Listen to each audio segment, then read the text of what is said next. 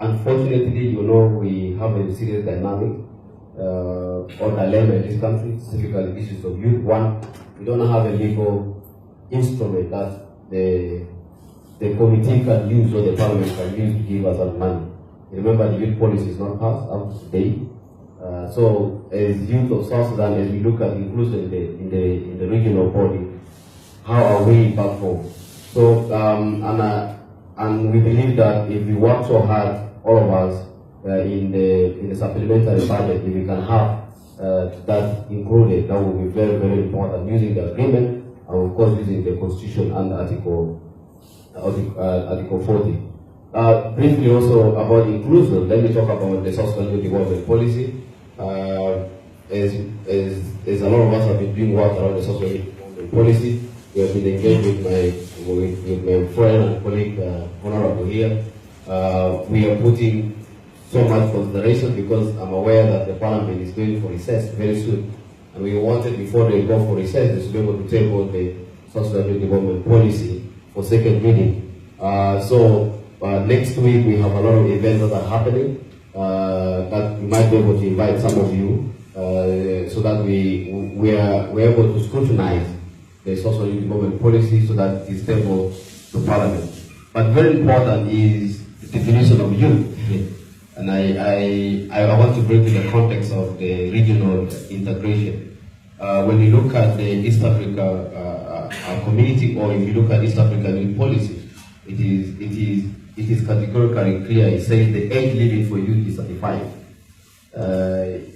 In Burundi, it's 35. Uganda is 30. Rwanda is 35. And there have been a lot of conversation in this country that youth should be around 18 to 45. But you'll never get any jurisprudence that talks about 45. So if we stick to 45, we should be aware that we cannot integrate into the East African community because the age limit for you to be a youth in East Africa, you should be even they put age limit there. So the age limit is 35. So for me, I want us, if we are looking at reviewing our South Sudan youth development policy, let's look at the East Africa youth policy, which of course we can use it as a reference. So once we have the South Sudan youth development policy, we will be able to now have some laws that are going to come out. Like, for example, in Uganda they have the National Youth Council Act. In Kenya they have the National Youth and Sports Act.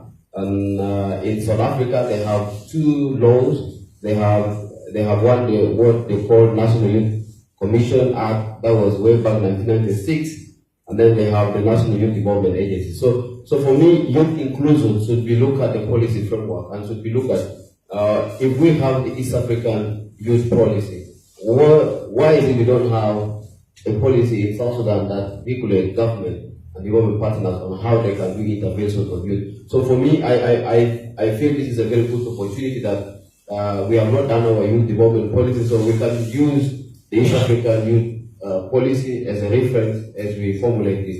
So I find we have a very good and better opportunity in the region that we can be able to engage in terms of leadership and in terms of us engaging.